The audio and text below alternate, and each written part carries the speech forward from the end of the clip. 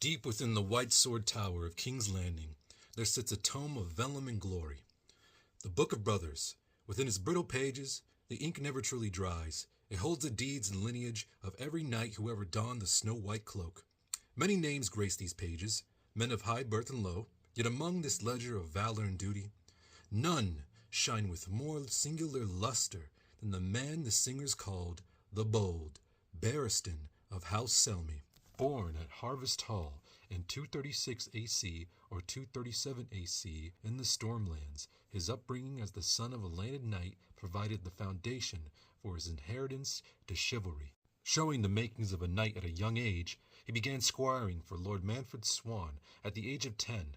He began his martial training early in life, developing the elite skills that would eventually lead him to becoming the Kingsguard. Despite being a young squire, Barristan entered a list as a mystery knight in armor that was way too big for him. Even so, he borrowed the oversized armor. While the other participants laughed at the boy's appearance, Prince Duncan Targaryen, Duncan the Small, took pity on him and agreed to joust the boy, when no one else would. Although he tried his best, Barristan was simply too small and inexperienced to stay in the saddle against a grown man with experience.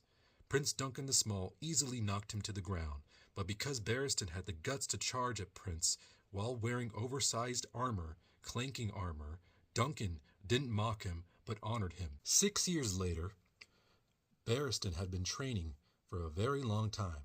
Finally, he would get the chance to have his revenge at the winter tourney in King's Landing, when at the age of 16, at 253 AC, where he redeemed himself by entering as a mystery knight again and beating both Sir Duncan the Tall of the Kingsguard and Duncan Targaryen the Small in a joust.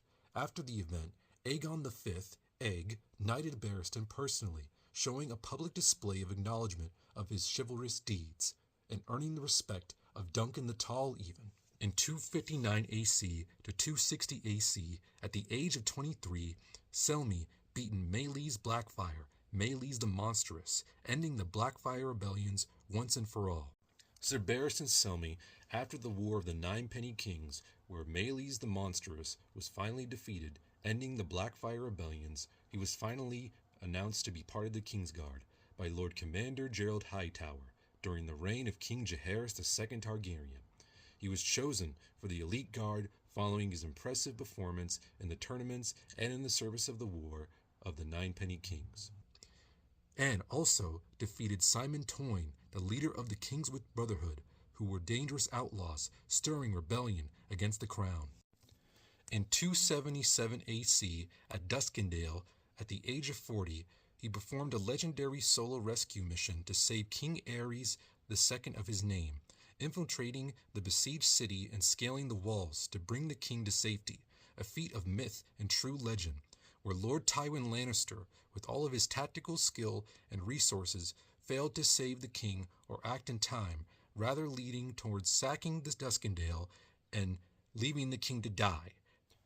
Aerys, after even all that, at the height of his paranoia, Aerys the Mad King, who suspected everyone, even his own son, Rhaegar, and his hand, Tywin, to be traitors, he never once questioned the loyalty of Barristan Selmy after the defiance of Duskendale, where he saved his life. In 282 AC, at the age of 40 or 41, Sir Barristan Selmy fought for the royalist forces of House Targaryen, acting as a dedicated member of the Kingsguard to Prince Rhaegar Targaryen.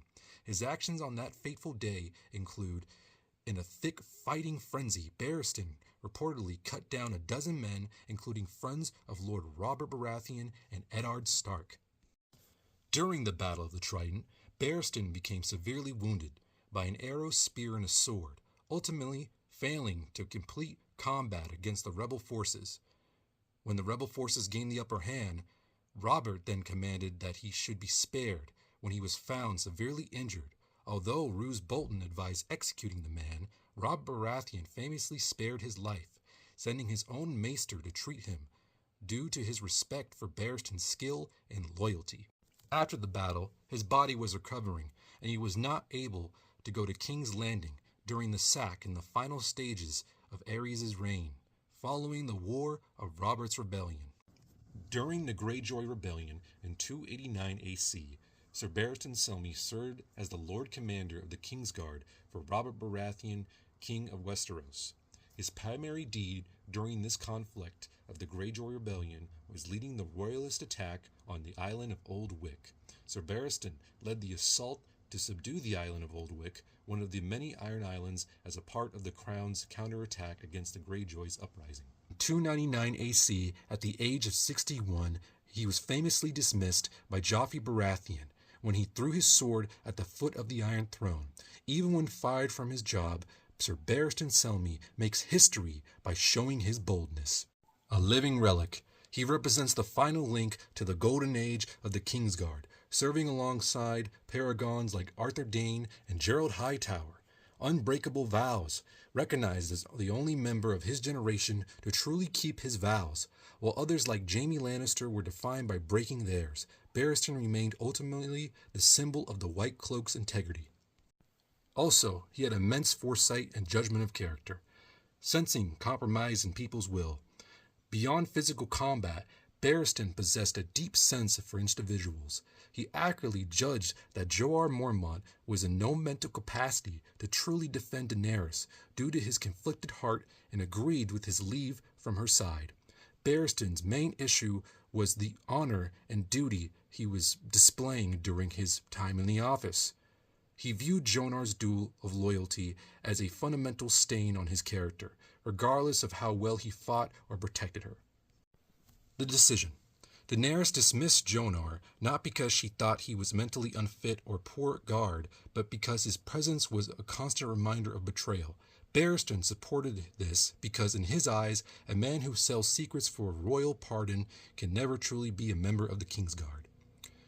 Realizing he won't be in the Queensguard forever, he focuses on teaching the next generation of knights in Essos to ensure Daenerys' future protection, long after he is gone. Always the voice of reason, he's shown to be protective in nature by advising Quentyn Martell against pursuing Daenerys, attempting to spare the young man from a tragic end he saw coming. The first thing Barristan Selmy did when he met Daenerys was defend her life from a sorrowful man assassin that attempted to kill her with presenting her with a box containing a manticore. Barristan, disguised as Artisan Whitebeard, reacts instantly to knock this poisonous manticore from her hands, killing it and saving her life, showing that deep down he is still a Kingsguard member, still a Queensguard member, and still cares about his vows. The Citadel records speak of few men who could withstand the turning of the seasons, let alone the turning of crowns, not since the days of Prince Aemon Targaryen, the Dragon Knight himself. As a single blade who stood sentinel for so many who sat the Iron Throne, Barristan Selmy is one of the few people that have rivaled Aemon Targaryen in that context.